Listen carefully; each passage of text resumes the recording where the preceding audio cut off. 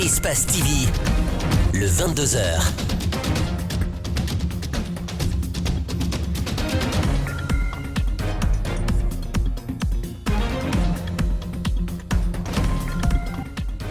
Bonsoir à tous et bienvenue dans cette grande édition d'information. Tout de suite, les titres. Un mort et 4 enfants hospitalisés, c'est le bilan de ce qui pourrait être appelé intoxication alimentaire car les victimes auraient mangé une boîte de corned-beef. Le drame a eu lieu au quartier Bessia Kondebouni dans la commune de Matoto.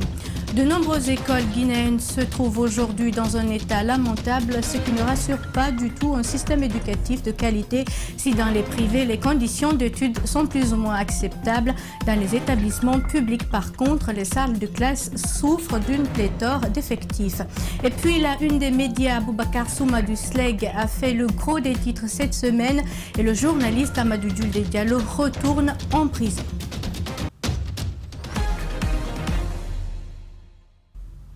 Encore une fois, bienvenue à tous. Nous entamons cette édition par cette brève. C'est une décision qui date du 8 avril 2021, l'interdisant l'inhumation des corps dans les cimetières de Bambeto et Kapororai à partir du 10 mai prochain.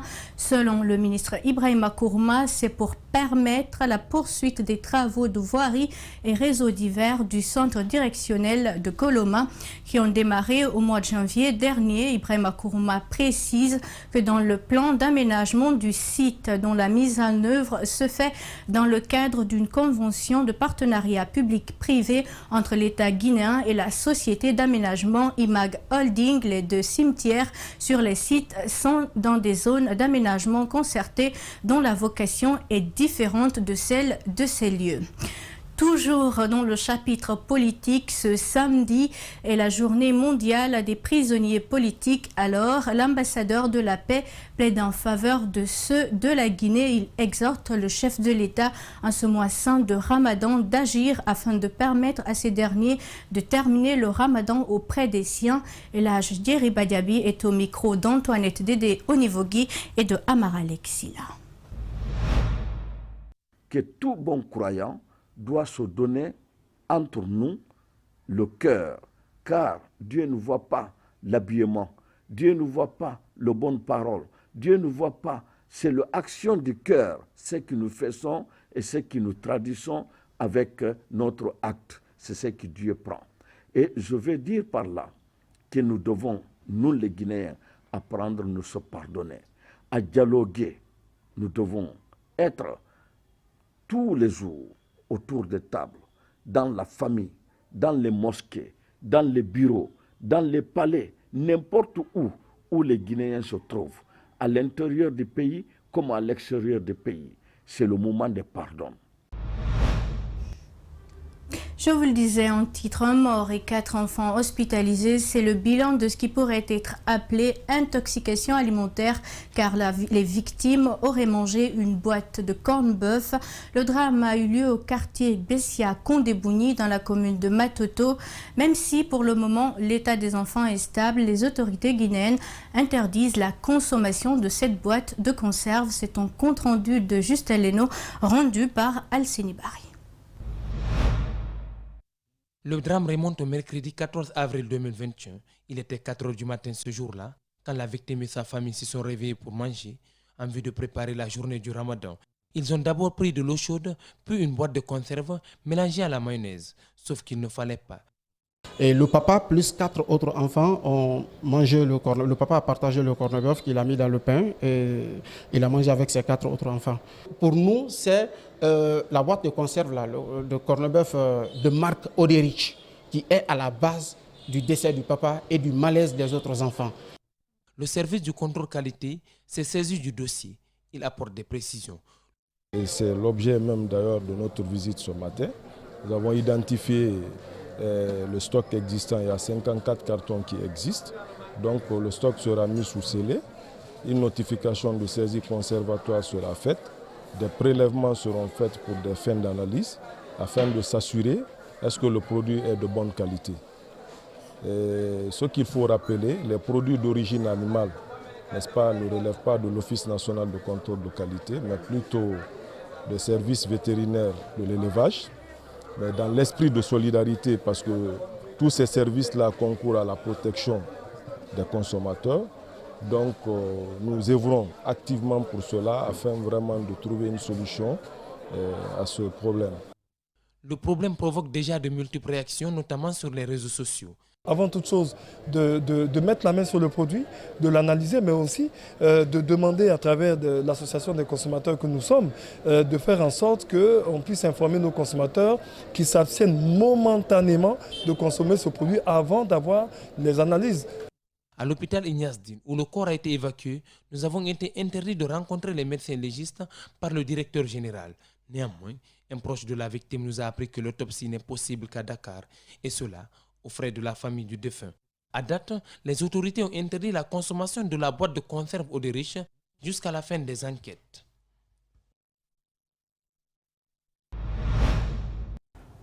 Dans le même siège, la ministre du Commerce a effectué une visite de terrain ce samedi dans certains magasins de stock de la capitale. Objectif, rassurer de la suffisance des denrées alimentaires de première nécessité en ce mois de Ramadan. Mariam Kamara compte ainsi collaborer avec les importateurs grossistes pour approvisionner la population en produits de consommation. Justin Lénou, Ibrahim Assori, 5 Souma. La ministre du Commerce, en compagnie de sa délégation, sillonne les magasins de stock de denrées de première nécessité de la capitale. Avec le service de contrôle qualité, Mariam Kamara veut s'assurer qu'il y a bien des stocks en quantité suffisante, pouvant largement contribuer à l'approvisionnement de la population. Féliciter Madame la ministre et son équipe parce qu'elle a pris le temps encore une fois de se déplacer pour venir voir d'elle-même, n'est-ce pas, cette situation concernant les denrées de première nécessité très importante pour nous les consommateurs. Est-ce que le stock importé est suffisant pour nourrir nos populations? Je constate que oui. Après les entretiens que Madame la ministre et son équipe ont eu avec l'importateur d'ici et certains régulateurs, on peut avoir bon espoir que c'est le cas. À travers cette tournée, la ministre vérifie également la qualité des produits alimentaires. Mariam Kamara souhaite aussi tisser des relations entre son département et les importateurs grossistes. L'Union des consommateurs de Guinée se réjouit. Les produits sont entreposés comme il faut. Côté qualité, à travers effectivement l'ONCQ, on n'a pas trop à craindre de ce côté-là. Les importateurs grossistes sont satisfaits. C'est le cas de ces jeunes hommes qui importent par an environ 6 bateaux remplis de produits de consommation pour le bien-être des Guinéens. Ma première politique, je pense toujours à la population. C'est vrai, je fais ça pour me faire de l'argent. Je pense beaucoup à la population. Vous pouvez demander partout, je suis le moins cher dans le marché. Mes prix varient entre 250 à 253 000. Donc les marges sont petites, mais je fais un gros mouvement et je gagne sur le turnover. Pour démarrer la collaboration, la ministre du Commerce a demandé aux importateurs grossistes des denrées de première nécessité de fixer un prix en faveur des citoyens. Dans le récent Conseil des ministres, Gabriel Curtis a prononcé sa communication bimestrielle sur les avancées sur le Millennium Challenge Corporation, un dispositif d'appui à la bonne gouvernance, de lutte contre la pauvreté et le développement du capital humain initié par le département d'État américain. Face à cette sortie du ministre, Mamadou Sadio Baldé et Alseni Kamara ont rencontré Alpha Omar Taran Diallo. Pour vous, suivez. Le chasseur a failli tirer sur le gibier, n'agrémente pas la sauce de madame à la maison dit l'adage. Nous aurions souhaité que le ministre nous dise, je cite, « Nous avons failli perdre le montant que de dire on a failli l'obtenir », déclare le président de l'ADER. Bien, la première des choses, c'est que nous savons que la Guinée a eu 25 points et il fallait plus de 25 pour faire partie des bénéficiaires. La question qu'on pose au ministre, qu'est-ce qui a fait que la Guinée n'a pas eu au-delà? C'est une enveloppe importante pour un pays qui est dans le besoin. En attendant la réponse claire du ministre en charge des investissements et des partenariats publics-privés, le président de l'ADR sait que le gouvernement n'est pas un bon exemple. La gouvernance actuelle, du point de vue politique, du point de vue droits humains, tout ce qu'il y a comme violation à répétition des droits de l'homme, tout cela fait que notre pays va être sanctionné par les pays vertueux, ceux qui sont respectueux de la démocratie et des droits de l'homme. Nous avons des institutions qui sont au service d'un individu, au lieu que ce soit des individus au service de ces institutions au bénéfice des populations. Le gouvernement ne perd pas espoir, surtout que des mesures comme l'adoption d'une loi portant sur la lutte contre la corruption ou l'adoption d'une loi portant sur le code de conduite de l'agent public sont instaurées. Sauf qu'à ce niveau, entre les déclarations et les pratiques, existe un grand fossé. Le cas de Nabaya Gate est une parfaite illustration. Un gouvernement qui a soutenu une ministre qui a été épinglée.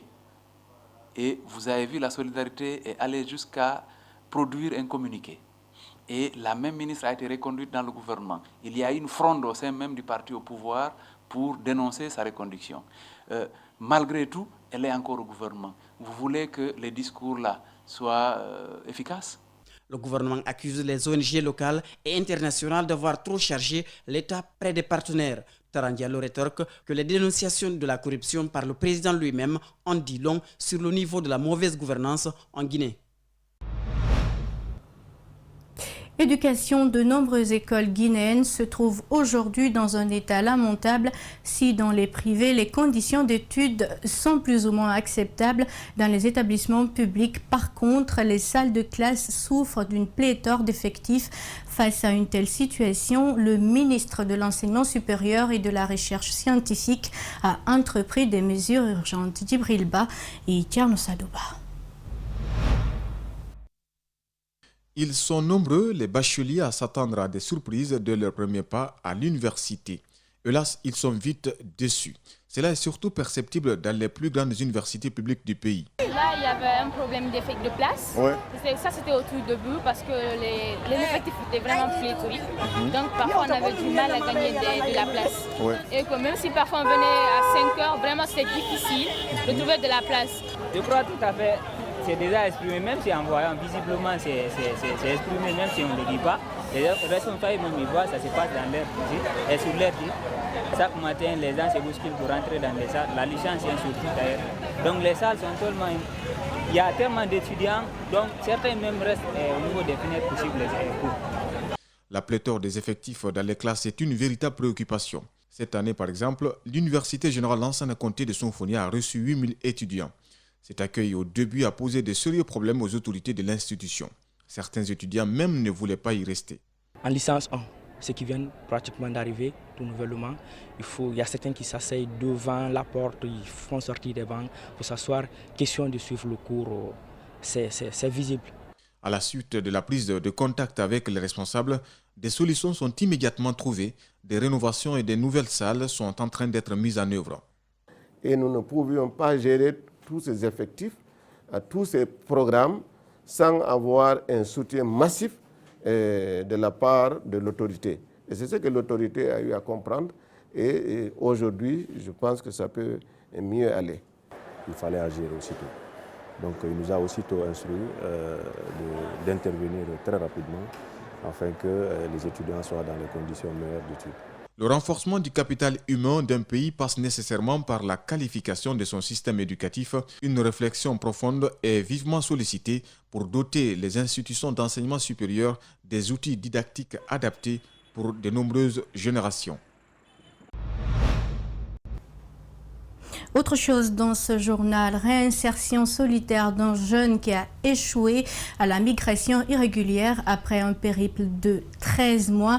Tierno Madjouba a décidé de partager son histoire pour tenter de conscientiser ses frères sur tous les dangers du voyage incertain. Il a déjà repris ses études universitaires et compte sur les médias pour faire passer son message. Reportage, Mamoudou Bouler Diallo. Son histoire paraît banale, mais elle pèse lourd dans son cœur. Ce jeune a passé 2 mois en train de chercher à contacter Espace TV pour raconter son vécu. Comme tous les jeunes, j'ai pris cette route. Je suis sorti pour, à la recherche d'une vie meilleure en fait. Donc quand je suis sorti, je voulais quitter cette galère, cette misère, et aussi les promesses des parents qui m'ont dit d'avoir le bac. Après, ils vont m'aider à sortir. Et ce n'était pas le cas, donc j'ai décidé un bon matin de prendre la route et sortir. Avec 2 millions de francs guinéens comme argent de poche, Thierno Madjouba n'avait aucune idée de ce qui l'attendait dans le désert. Il ne va pas franchir le Mali avec sa prévision.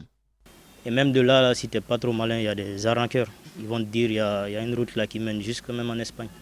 Vous voyez. C'est de là ils m'ont soutiré 100 000 francs CFA.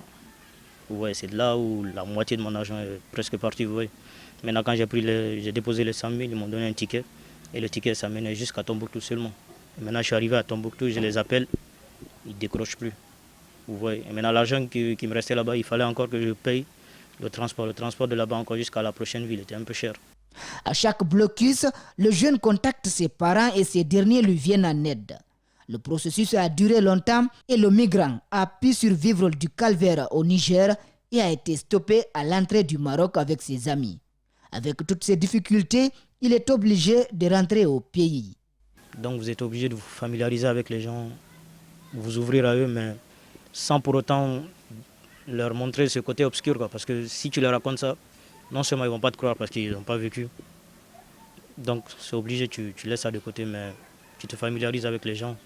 Mais au fond de toi, il n'y a que toi qui garde ses remords et tout. Tu peux que leur expliquer une infime partie, mais ils ne vont pas tout comprendre en fait. Dès son arrivée, Thierno Madjouba n'a pas perdu un seul instant pour reprendre ses études. L'envie d'aller l'habite toujours, mais cette fois, il veut partir par la voie officielle.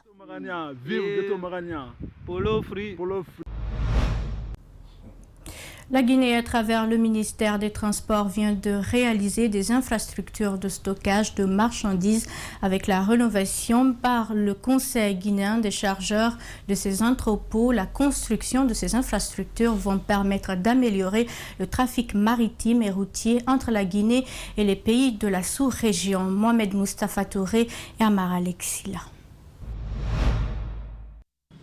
Promouvoir le commerce extérieur par la maîtrise des coûts du transport, c'est entre autres initiatives prises par le Conseil guinéen des chargeurs sous l'égide du ministère des Transports. Et c'est justement dans ce cadre que 2 énormes magasins de stockage de marchandises et d'équipements viennent d'être rénovés par ce service. Il s'agit des entrepôts de Koléa et celui de Matam. Notre mission, la finalité, c'est de faciliter le commerce extérieur.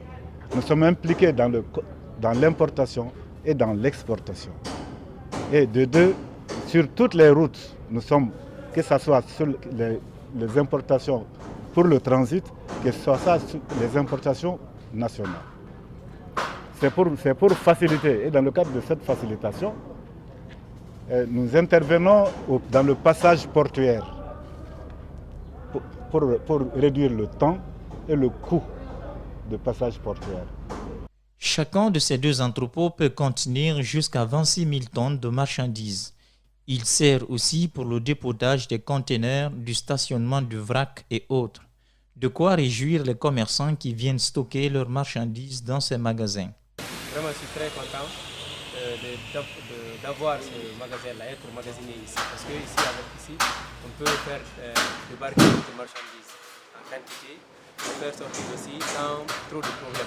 Parce que c'est un lieu, l'espace est là, le magasin est très vaste et très grand. Dans le cadre de son assistance aux chargeurs, le Conseil est sur le point d'aménager des aires de stockage et de stationnement sur les principales routes nationales afin de faciliter le transport et le transit des marchandises. Une façon de promouvoir le commerce extérieur de la Guinée.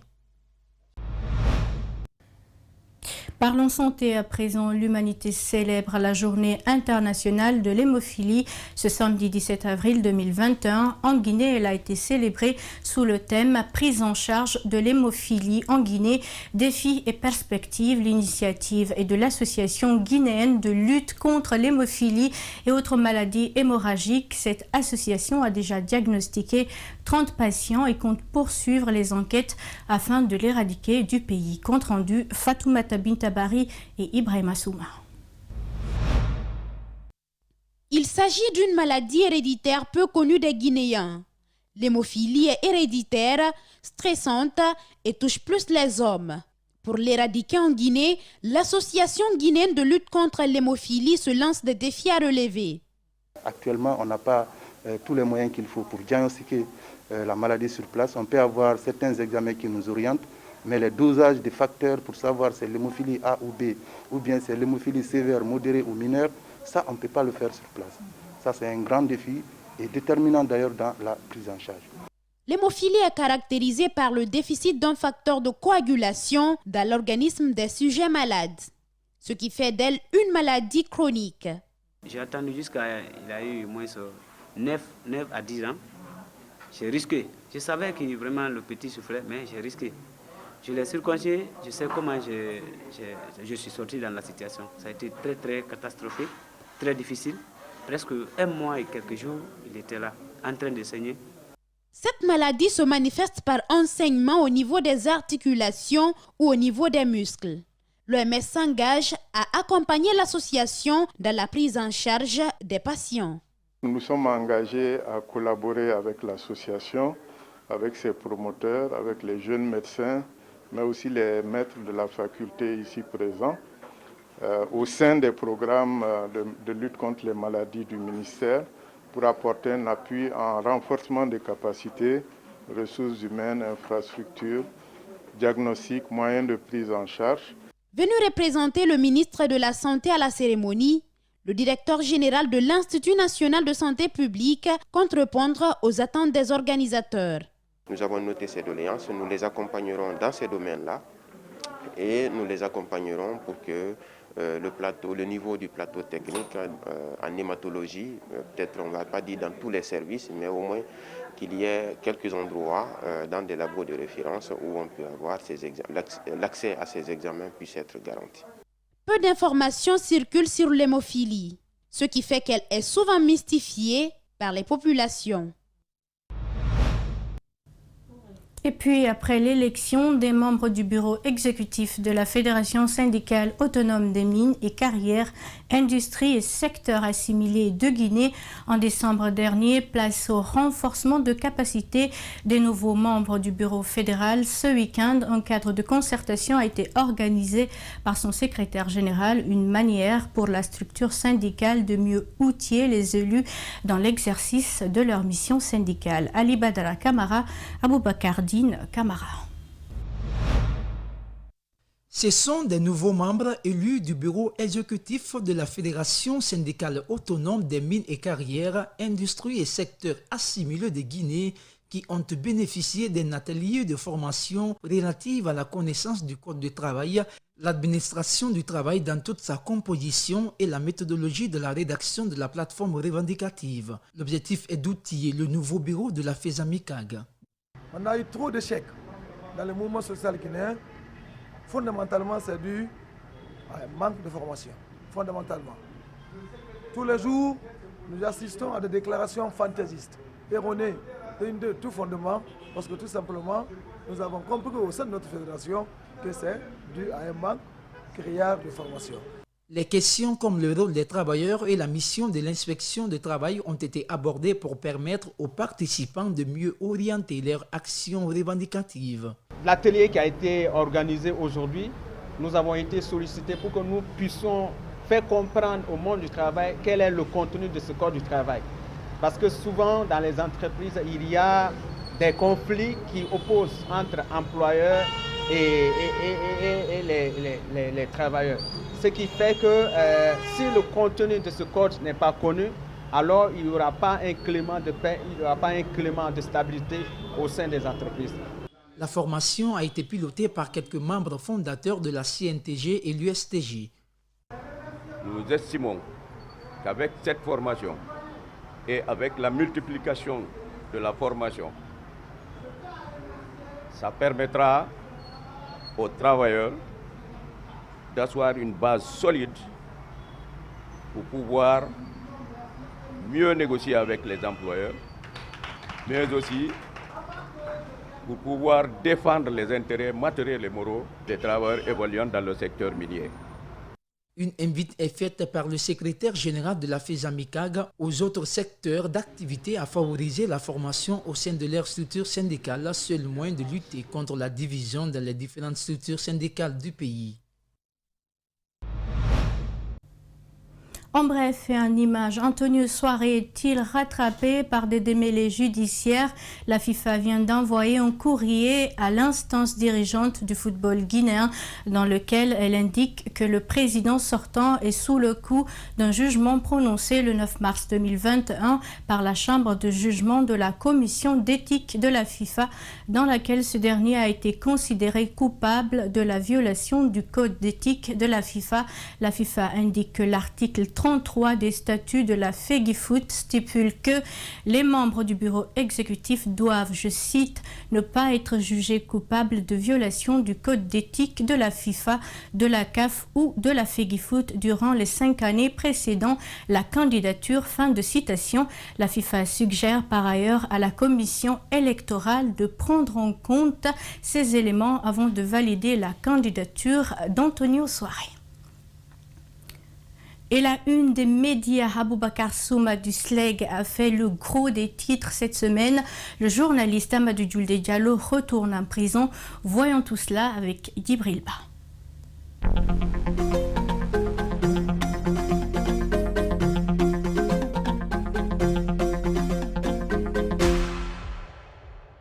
Bonsoir à tous et à toutes. À la une cette semaine, le SLEG, dirigé par Aboubakar Souma, après de longs moments de mutisme, était en conférence de presse ce mardi 13 avril à son siège à Dixine. Peut-on lire en première ligne de l'article de Mosaïque?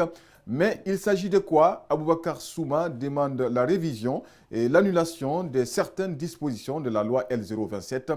Pour des précisions, la loi L027, dans son article 39, interdit à tout retraité d'exercer une fonction syndicale pour donner une légitimité à leurs revendications. Aboubakar Souma et ses collègues s'appuient notamment sur les articles 3 et 8 de la Convention 87 de l'Organisation internationale du travail qui protège les syndicalistes. Le mouvement syndical guinéen ne va pas tolérer l'immixtion du gouvernement dans les affaires syndicales et se battra autant que faire se peut par les moyens légaux pour le respect des droits et libertés syndicales qui lui sont conférés par des lois supranationales à travers les conventions internationales obtenues au prix de lourds sacrifices consentis par le monde du travail, relève la Guinée.info. Le site d'information ledjeli.com de rapporter que cette loi L027, on peut dire que ça a été voté contre le SLEG d'Aboubakar Souma. Qui peut dire qu'un travailleur à l'interne ne peut pas exercer ses fonctions syndicales? Quels sont les critères qui peuvent annuler ses activités? Se pose des questions Aboubakar Souma, cité par le quotidien. Guinée 114 se pose à son tour la question, Aboubakar Souma parlait-il vraiment au nom de tous les travailleurs? C'est une loi qui est prise entre 2019 et 2020 et c'est parce que le SLEG a eu à revendiquer ses droits légitimes que cette loi-là a été votée. Sinon, depuis l'avènement de la Troisième République jusqu'en 2019, cela n'a jamais été, on n'a jamais parlé de ça. On peut dire que c'est une loi qui a été votée contre le SLEG, mais pour nous, c'est contre tout le mouvement syndical, explique Souma, cité par l'auteur de l'article. Cependant, si Aboubakar Souma affirme avoir agi au nom de l'ensemble des syndicalistes, d'autres leaders syndicaux contactés ont refuté cette affirmation, relève le site inquisiteur.net, car au-delà de l'article 39, le SNE pointe du doigt un article plus liberticide pour les travailleurs en général. À la une des médias cette semaine, le journaliste Amadou Djoulde Diallo retourne en prison. Note convergence, gn.com. Vision Guinée rappelle que le procureur a requis 5 millions de francs guinéens contre le journaliste. Sidi Souleymane Ndiaye, à plusieurs reprises, a indiqué qu'il y a bel et bien eu offense à l'endroit du chef de l'État. Les propos tenus par Amadou Djoulde Diallo sur les ondes de Lynx FM sont graves. Le Lynx.net écrit que cette attitude de Sidi Souleymane Ndiaye prouve de manière très nette qu'il n'est heureux que lorsqu'il envoie des citoyens en prison. Dans le dossier de Amadou Djoulde Diallo, il doit sans doute regretter que le législateur ne prévoit pas de peines privatives de liberté.